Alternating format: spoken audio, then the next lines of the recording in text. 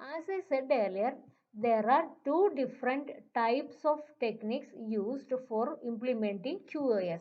One is scheduling and the second one is traffic shaping.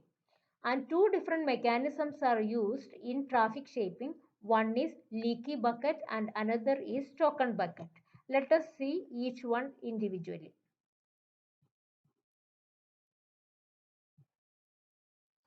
Then, what is leaky bucket? We can imagine that there is a bucket and at the bottom of the bucket there is a hole, and the incoming data packets are arriving with a bursty flow and the outgoing packets are going with a fixed rate.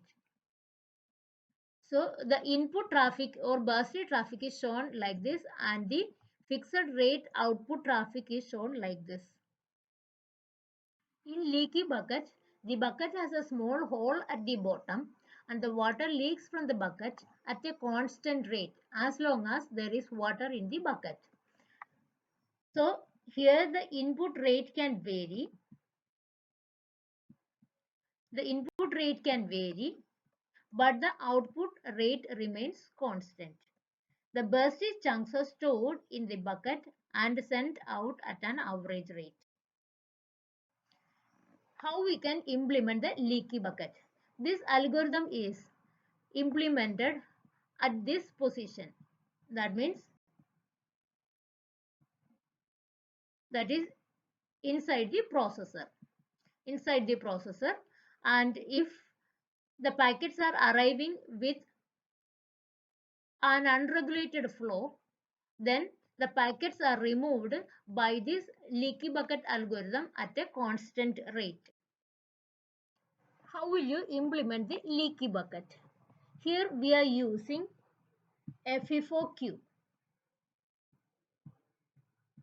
FIFO queue is used for holding the packets. Then the packets can be either fixed size packets or variable length packets. Two different types of packets may arrive. Then if the packets are of fixed size, then the process removes a fixed number of packets from the queue at each tick of the clock. But if the traffic contains variable length packets, then the fixed output rate must be based on the number of bits or number of bytes. Then the following algorithm will explain how will you implement a leaky bucket for variable length packets. And here we are using a counter n and it is initialized to a particular clock. Whatever may be the value of n, if n is greater than the size of the packet, that means packet is smaller and the counter value n is greater, then it will send the packet and the counter is decremented by the size of the packet. Then this process is repeated until the n is smaller than the packet size. When n becomes small, then it will reset the counter and go to the step 1 again. If the condition 2 is violated, that is if n is smaller than the packet size, if n is smaller than the packet size, then it will go to step 3. The step 3 can be executed either if the condition 2 is violated or if the packet size after the counter is decremented each time, then also n can reach a value less than the size of the packet. In both these situations, the step number 3 will be executed. That is, it will reset the counter value of n and go to the step number 1. Here are some disadvantages for the leaky bucket algorithm. The leaky bucket algorithm changes the base state traffic to fixed rate traffic by an average data rate, and it may drop the packets if the bucket is full because it is using a FIFO kind bucket. And the time when a host was idle is not taken into account. This is also a drawback of this leaky bucket. Suppose no data is incoming, then it will be waiting for a long period of time and this time is not considered in account. And the drawback of the leaky bucket is identified and it is eliminated in the token bucket.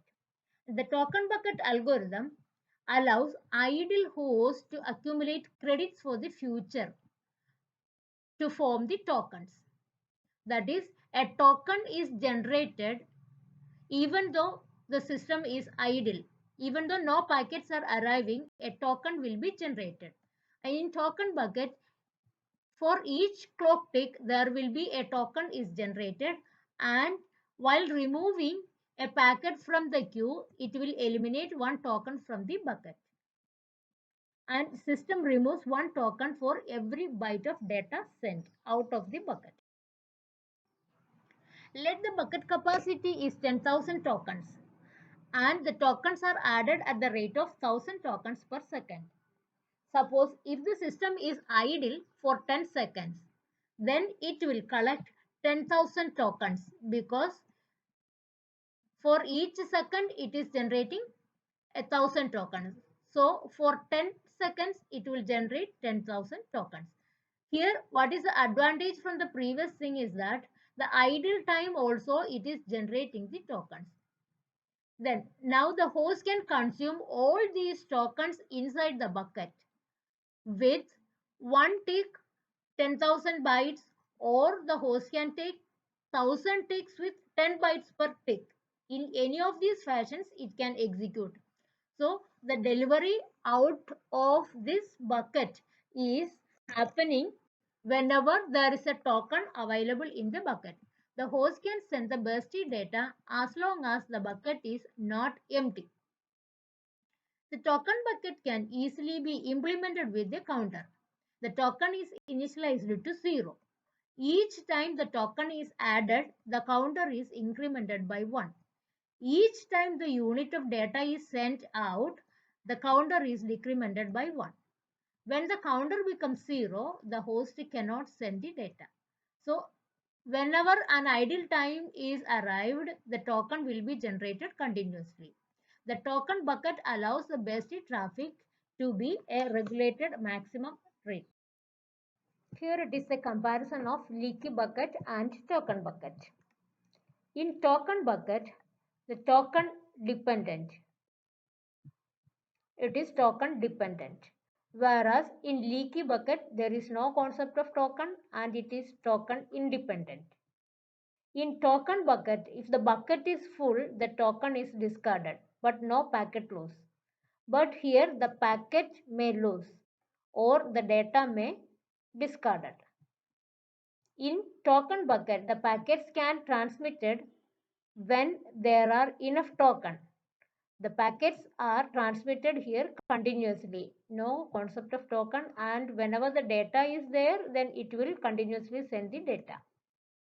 In token bucket, it allows large burst to send faster rate after a constant rate. Here the faster data rate is provided, but here the packet may be delayed because there is a chance that a idle time is not being consumed here. In case of token bucket, it saves token to send large burst. Here there is no concept of token and it does not save a token. Okay, these are the comparison between the token bucket and the leaky bucket. Okay, thank you.